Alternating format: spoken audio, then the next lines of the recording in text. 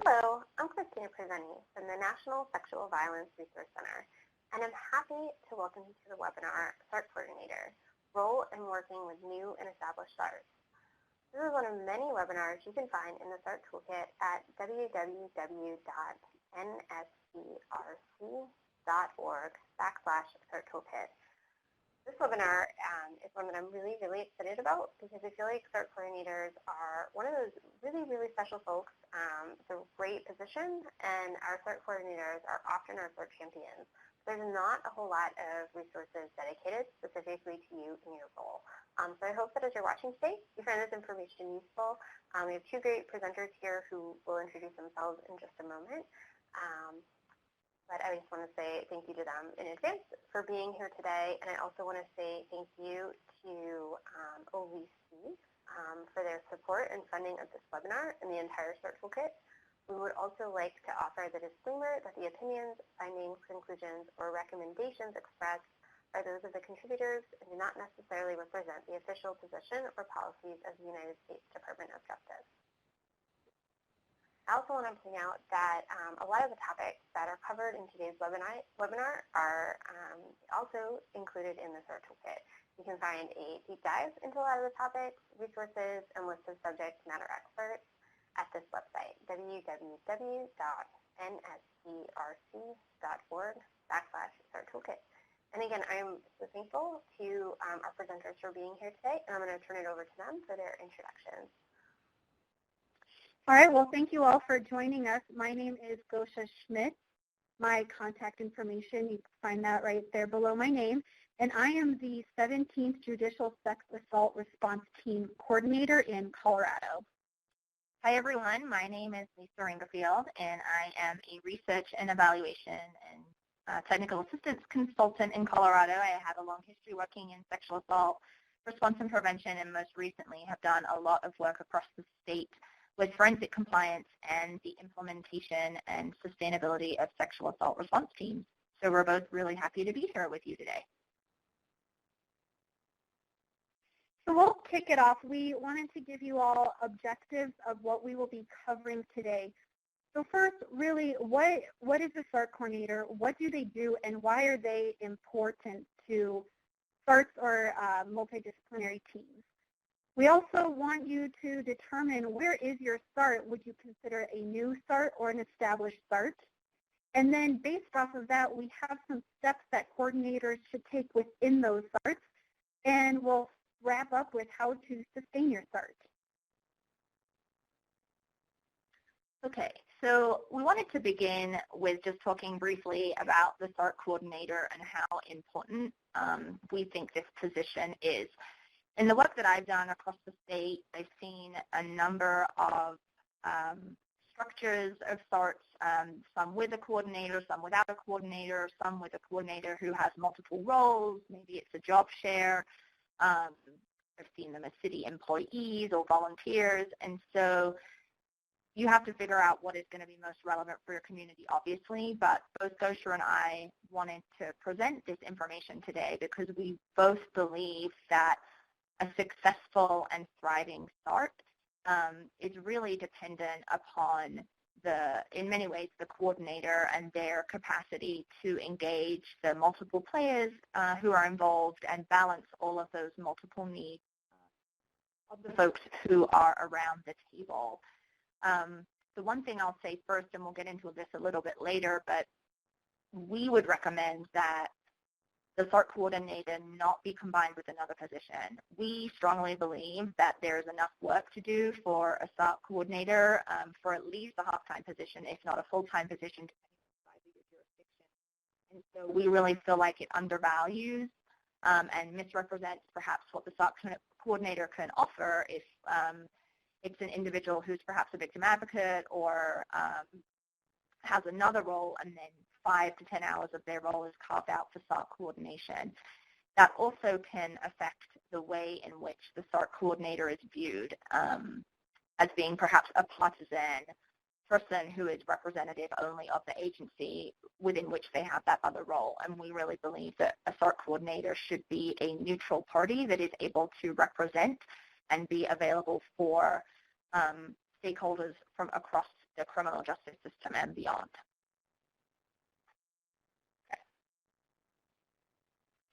So what does the SART coordinator really do? We dived into that a little bit more, but we feel that these are some things that they definitely, each SART coordinator, regardless of whether or not they are part-time or full-time, these are things that they will fulfill within their position. So firstly, they're a relationship builder. They're really there to help build trust across agencies and sometimes even within agencies. We know that history can play a large part in how agencies work together. And so a SART coordinator's role really is to help build that trust across the agencies and with the coordinators themselves. Because of course, folks within agencies, why will they reach out to a SART coordinator that they don't trust? Secondly, an organizer. Most jurisdictions that SART coordinators fall into rarely have one agency that does everything. In fact, I don't think any do. So really, they are organizing between multiple agencies and knowing that each agency has their own piece of the puzzle. So organizing, how are we looking at this sexual violence as a whole rather than siloed in each individual agency. And as I had mentioned with relationship builder, there's also the bridge or liaison. The SART coordinator really needs to understand all the related processes that each agency goes through and attends relevant meetings for those, because as you're building a bridge or acting as a liaison between agencies, if you are unaware of why one might be needing certain information from the other, that can really be a disadvantage. We also want to point out that sometimes hearing someone doesn't mean that accountability won't happen. So even though folks will trust the SART coordinator, it really is dependent on the SART coordinator on what to do with that information and what is in the best interest of that community. So a SART coordinator, it's important that while folks trust coming to them, they don't feel that this is a confidant, someone that they can approach in confidentiality, that sometimes they will need to take action for the community.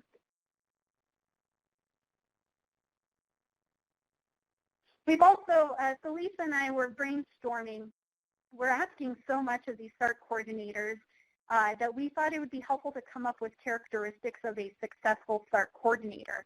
So first, we identified as healthy boundaries.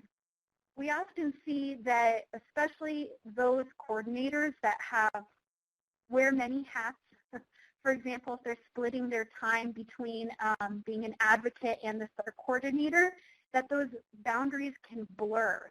Or we've also heard of coordinators who are available 24 hours a day to all of their agencies, and that's just too much for any one person to take on, or even a team of folks to take on. So someone who is able to establish healthy boundaries is incredibly important. We've already harped on this a couple times, but it's worth mentioning. Someone who is able to build relationships and with various diverse groups. There are folks we know from law enforcement, district attorney's office, medical offices. You will encounter many different personalities, and a successful SART coordinator needs to be able to work with all of those personalities. Confidence and public speaking skills can go hand in hand. Someone who is really working with a lot of these different agencies also needs to be confident in what they are doing and presenting it in a way that it is received well from each of the agencies that they're working with. Lisa and I also feel that the ability to have difficult conversations is incredibly important for SART coordinators. Sometimes in my role as a SART coordinator, I feel like a majority of what I do is have difficult conversations. And that's because we all know that this topic is a difficult one to discuss, but there's also a lot that we could be doing better. And in order to facilitate that change, difficult conversations have to happen.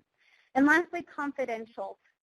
This is so that way folks, when they do come to you, they don't necessarily feel that the SART coordinator will contact media and air all of their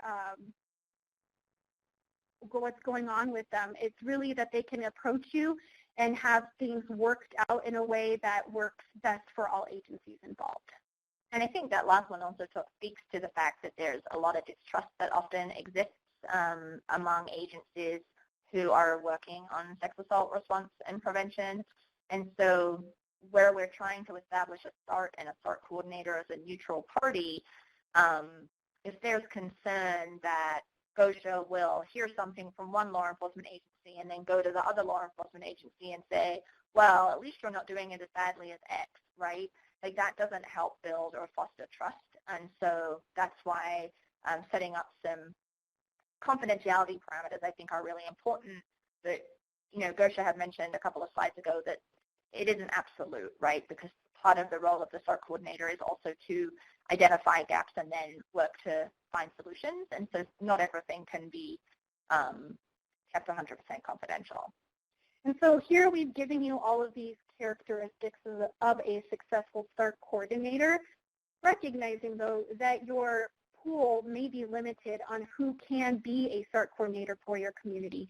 So we also would like to encourage that if you are in a situation where someone does have to become the SART coordinator and there's not a lot of folks to choose from, consider sending them to trainings so that way they have more tools to refer to when they need to fall back on these characteristics. We also encourage that maybe having the SART interview potential candidates to ensure that as many of these characteristics can be accounted for. All right, so we have a couple of slides now where we're going to talk about some of the role examples that are helpful in thinking about the kinds of things that a SART coordinator can do. As we have already identified, we really feel like it's a very robust role and is far more significant than simply a meeting facilitator, someone who puts together an agenda, sends out an email once a month or once a quarter and says, we're going to meet, perhaps buy some food, and then facilitates the conversation. We see the SART coordinator as much more embedded in their community and much more able to facilitate change.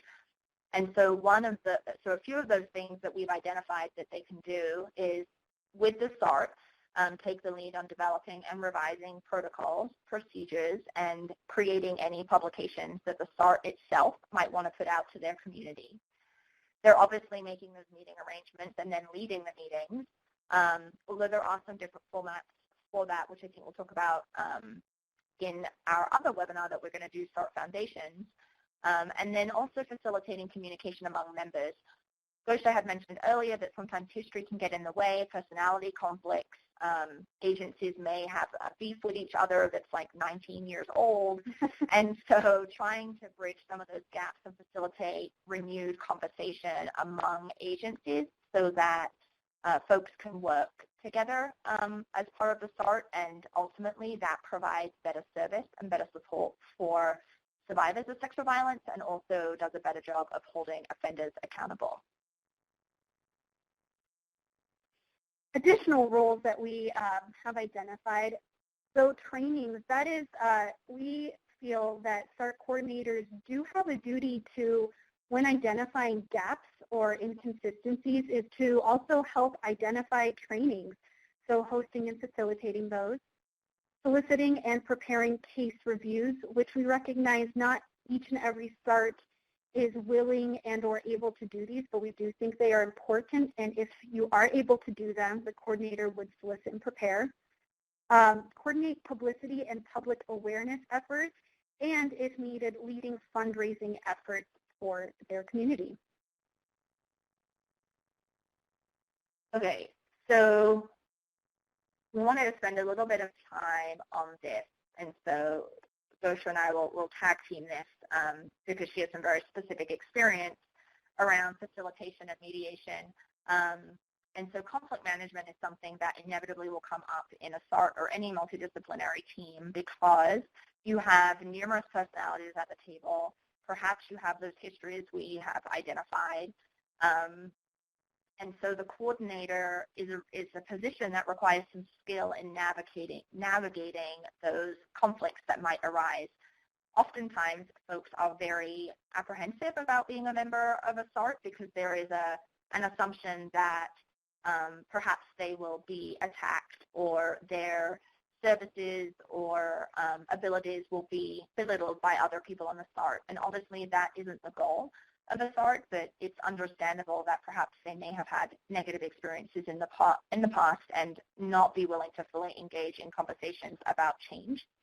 And so it's really critical for the coordinator to be able to think about and then implement ways to manage those inevitable, difficult conversations that come up. So I want to hand over to Gosia here to talk about the next few bullets around like things that she's done to create a good climate and kind of any nuggets of information she can share from her experience. Sure. So of course, this will be a case-by-case situation and personality-by-personality situation. However, I wanted to share one example. We had agencies with our law enforcement and our social services, which we found they weren't really communicating well together. However, we all know that these two agencies have been working on some level together for many, many years. So this falls back onto our history situation and needing to get around maybe some bad blood that existed. So in this particular situation, I found that it was best to have meetings that I called pre-meetings with both law enforcement and then with social services, so they could each air their grievances in a way that they felt that they were heard, and were also given an opportunity to come up with what they felt might be the best solutions for that. Based off of that, I was then able to put together a meeting that brought everyone together, but I already had the outline of what our grievances were that we wanted to discuss and potential solutions. So based off of that, we were able to have a difficult conversation because we were talking about instances where maybe cases didn't go the right way, but we were able to do it in a way that there wasn't finger pointing and more in a general sense, and come up with solutions that everyone was able to agree to. So again, it will be case by case and personality by personality. This was an example that worked well for us. There is a book that is entitled Difficult Conversations that I have found to be incredibly helpful when trying to navigate these and just how to facilitate this between groups, recognizing too that each agency has folks in different levels of seniority, and recognizing that there has to be some sort of level when working with these folks that have the seniority.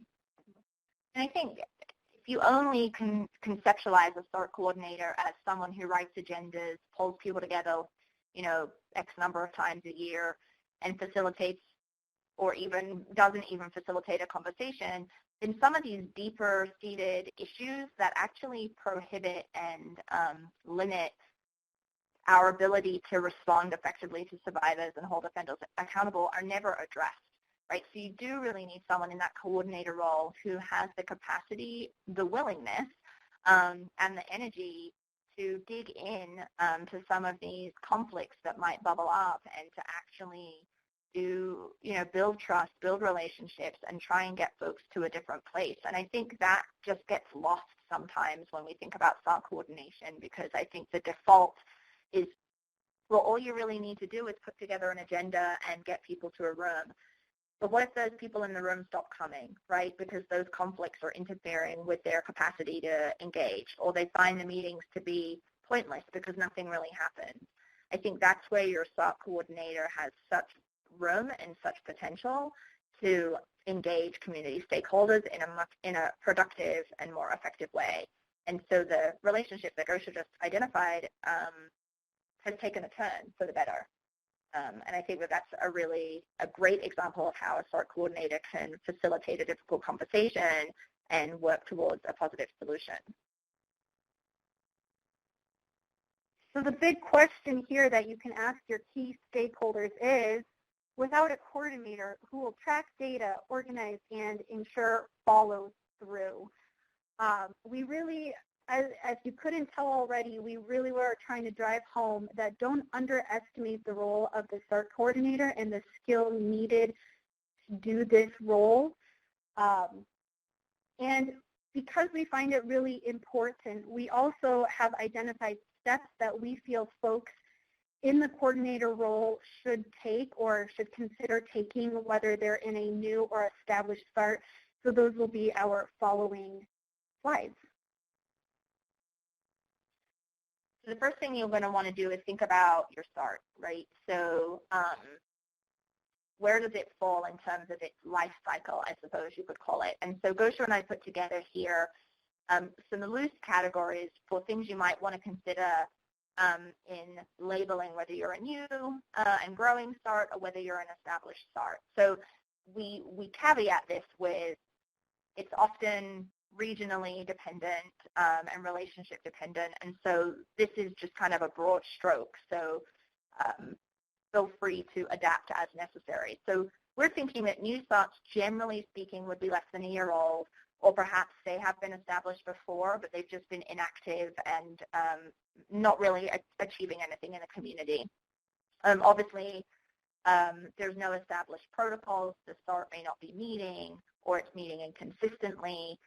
The leadership of the SART is unclear. Perhaps there is not a coordinator and it's rotating, and or someone was a really big champion for the SART and then they left, and so it's floundered, and that's led to agencies dropping off or not really bought into the premise of the SART. So those kinds of circumstances we would put into the bucket of a new SART. And then for an established SART, we would say that a group that's been meeting for over a year, there are regular meeting times, whether that's monthly or quarterly, but the meetings are happening. Generally speaking, stakeholders are bought into the premise of the SART. They're showing up, they're coming, and you may or may not be doing case reviews. We find that case reviews are something that should be implemented when the SART has been established for some time, because it's a little hard to jump in the first 4 months and start establishing case reviews, because to do that well, there really does need to be trust established. So you tend to see those more in an established SART. Did you want to add anything? Yeah, so with this, you're probably wondering, well, why does it really matter?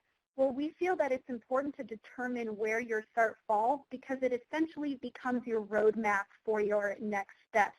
We also want to point out that this is fluid. Just because you have been in an established SART, your SART may fall into the new SART category at any time, depending on whether or not you have folks that regularly meet and they have great buy-in, but maybe in a year or two you suddenly find yourself inconsistent and inactive. So just because you're in one place doesn't mean you'll stay there forever. So we'll start off with steps or coordinator steps for new SARTs. These next few slides, they all are slides assuming that there is a coordinator involved.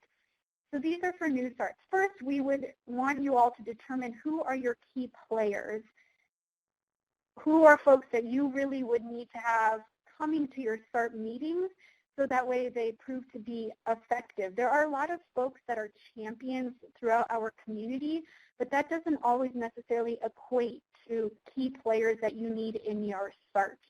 We also would encourage you to assess the sex assault response in your community. What sort of resources do you have and which ones are lacking? What does reporting look like in your community?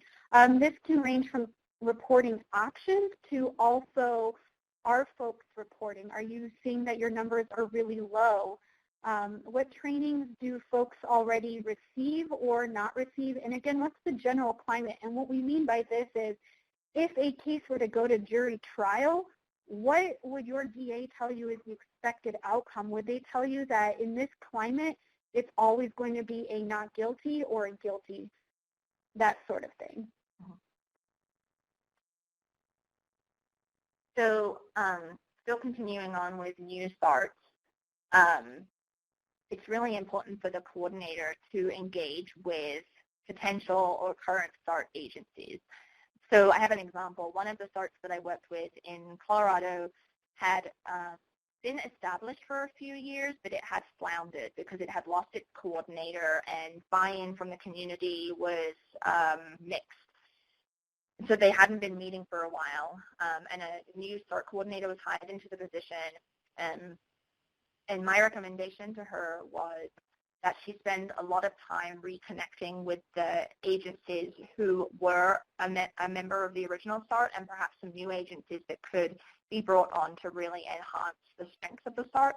And so I would say she spent a good 6 months going out and having meetings with all of the folks in agencies, both at the high up leadership level, so like lieutenant, commander, chief level, and then also kind of at the lower level with patrol or with advocates, to really get a sense of the community and to really start to build trust and ask, what is it that you want from the SART? Why did you stop coming? Like, what are your needs? And you can do those meetings one-on-one. You could have them in small groups. You could attend staff meetings. You could go to an agency that perhaps has not been involved and do a presentation about the SART. You could host a coffee or happy hour depending on the culture of your community. You could do email introductions. There's not a right or a wrong way to do this, but we would definitely recommend for SARTs that are just starting out, or for SARTs that have languished and are now kind of reviving, that the coordinator really invests a significant amount of time engaging with and understanding the agencies on the SART and agencies that could be potential members. We think that that's pretty important to do.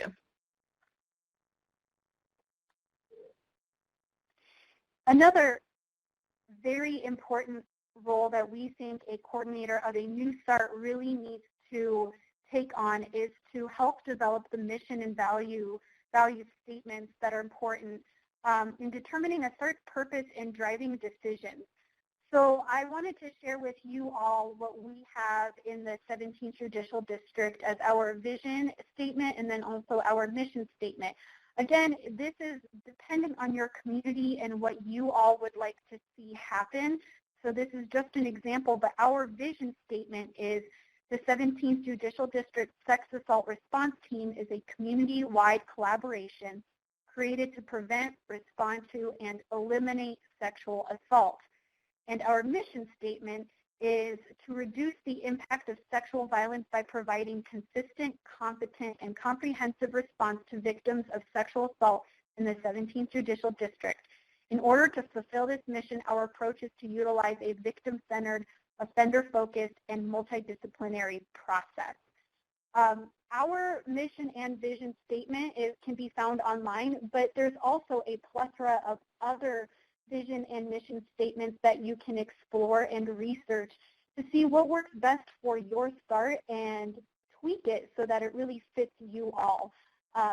If you can get group buy-in, especially on your mission and value statements, these are so important for you to fall back on in the event that you do need to have a difficult conversation with an agency, or when you're introducing the SART to potential agencies, having these statements that you can provide really gives you great footing to start off on. You know, one thing we didn't mention that just occurred to me is related to this mission, vision, and values and spending time getting to know agency members is that you really should have an onboarding process. And I just wanted to say that here because I'm not sure we have it later in the PowerPoint, but I think that the onboarding process is really important. When you bring on new members to your SART, so whether you're a new SART or an established SART, the coordinator is usually the person responsible for bringing those members on.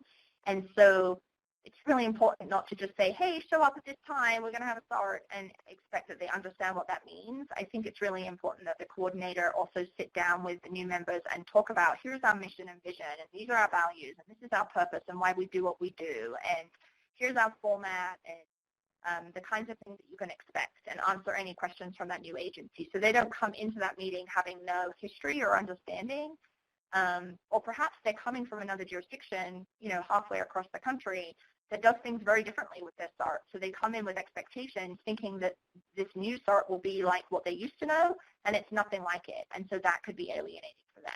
So I do think that that's an important piece, too, that I just wanted to mention. So based off of, with your onboarding, you'll want to share this next information. However, we think this is important as the coordinator of a new SART to determine with the SART. Now, this is information that, this should not be determined by the coordinator themselves. This should rather be determined as a group. But we were thinking that you want to determine how often are you going to meet as a group. We recommend starting off at least monthly and then going from there. Often we see that folks like the monthly schedule. Some choose to meet weekly, especially those that are doing case reviews, real-time case reviews, or some choose to meet quarterly.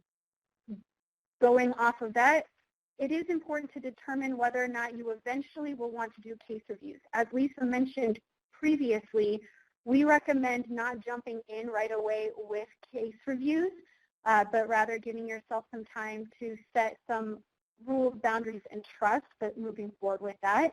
Determining whether or not you would like to do trainings. Maybe you have folks that would like to do cross-training, or would you like to bring in trainers?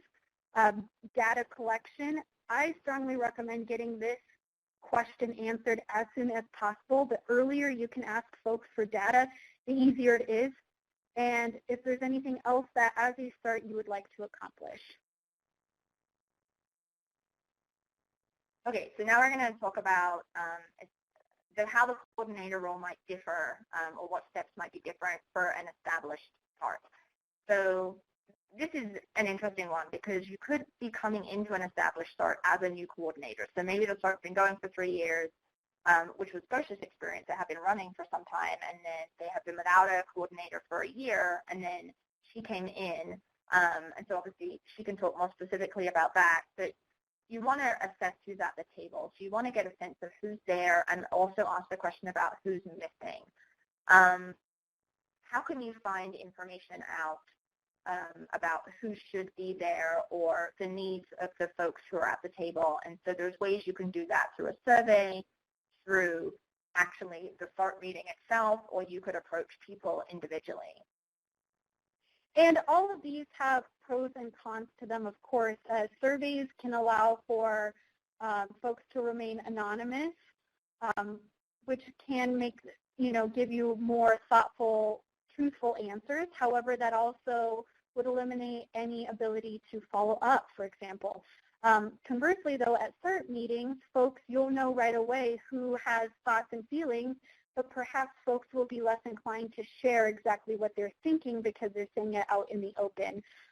Individually, maybe a sweet spot for both of those. It depends on the relationships that are already established and what the coordinator's relationship is with individuals. So the next few slides, I actually, as Lisa had mentioned, I came into my role where it had been an established SART.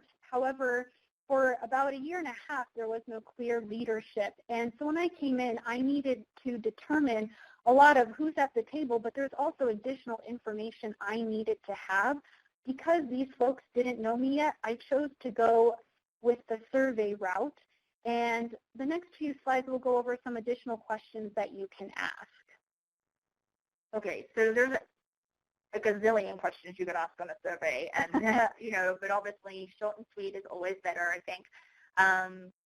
So one of the questions we thought would be really helpful is, how does your agency share the vision and mission of the SART? And this gets to kind of the historical piece around how it was developed. Are they bought into that vision and mission? Do they share it with their agency members? Is it of any importance to them at all?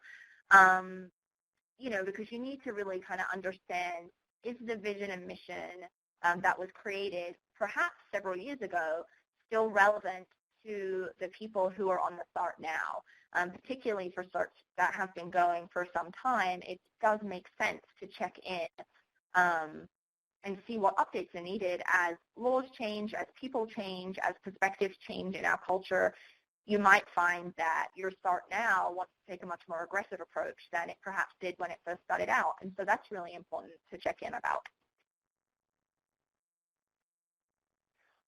One of the other questions that our survey addressed, but again, depending on what your climate and who's at the table for you, but who are the key responders from agencies at the SART meetings? Why is this important? Again, because you may have folks that are, for example, detectives and advocates who are wonderful people who are great at, taking in this information, but they may not have the capabilities to institute change at their respective agencies. So having a general check-in of who from each agency is coming to these. It's also important to determine our key agencies represented. For example, with our SART survey, what I found was we were lacking in our law enforcement representation. We had a lot of folks from the medical community and from advocacy agencies that were attending, but we didn't have folks from law enforcement agencies that really needed to have a seat at the table. Okay, so the other question that you can ask, and I think is an important one, is are trainings that are offered by the SART, are they utilized? Are you going to the training? If not, why not? Are there any subject areas that are missing that as a member of the SART that you would really like to get some training in or have the capacity to facilitate training for other community members? We've talked about training a lot, and I really do think that one of the key ways that you can fill gaps that are identified through your SART work is through some kind of training. And training sometimes costs a lot of money, so that's another way that you can utilize your SART coordinator or members of your SART to provide in-house training that's much more effective and much less financially challenging. And so you can find those things out from a survey. So also, what impact has the SART had on agency policies or victims served? So I have definitely heard tons of great stories from the SARTs across Colorado where a policy has been identified, like it's bubbled up in some way, and so then the SART has taken it on and there's been an adaptation or a change, and so internal policies have shifted because of that. Or victims have been served more effectively because of a training that detectives were able to go to that was made possible by the SART. And so those kinds of pieces I think are really important. And in asking the question in a survey, you are also kind of subtly or secondarily nudging them to remember the value that the SART brings to their lives, right? So if folks can identify, well, actually, when I think about it, our policy changed because of this, or we have the access to this training, or I feel like we serve victims better now that we've learned all these things through the SART. It's a good reminder of how valuable the SART is. Conversely, if you have a bunch of responses where folks are saying, well, I don't think it's had any impact on my life whatsoever, and we haven't changed anything, then that could be a really important red flag to understand as a coordinator. Okay, so yes, the SART is established and it's been going for 3 years, but why does it appear to be having little effect, right? And you can then it enables you to then start to dig a little deeper.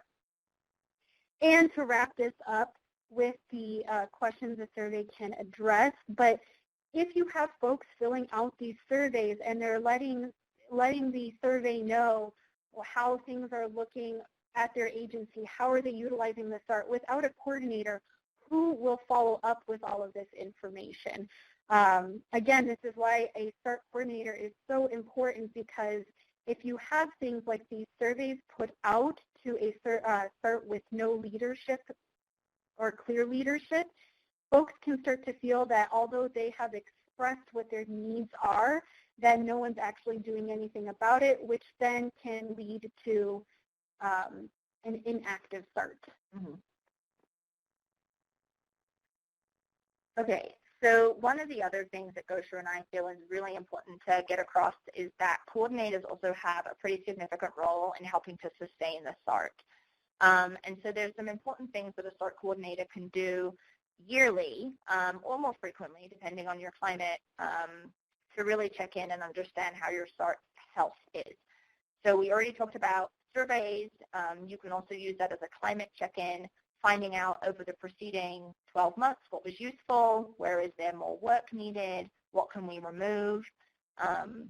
We talked right at the beginning about one of the roles being for a SART coordinator, the development and establishment of protocols, policies, those kinds of things. So annually it's a really great idea to check in about how those policies and guidelines are meeting the needs of the community and whether there are any tweaks recommended.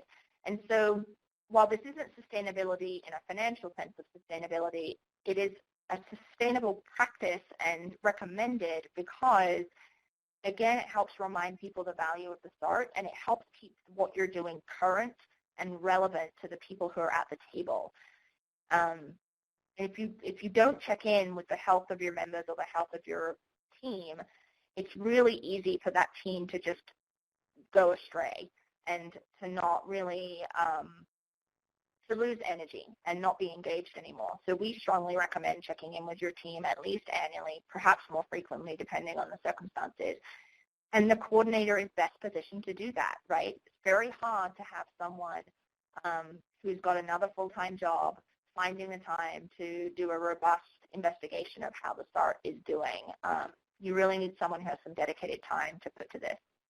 And to follow up with that, as the SART coordinator is determining what surveys say and what the climate check-in is, providing that data is hugely beneficial to SARTs. Many times they really like to see numbers and where have they been and where are they going.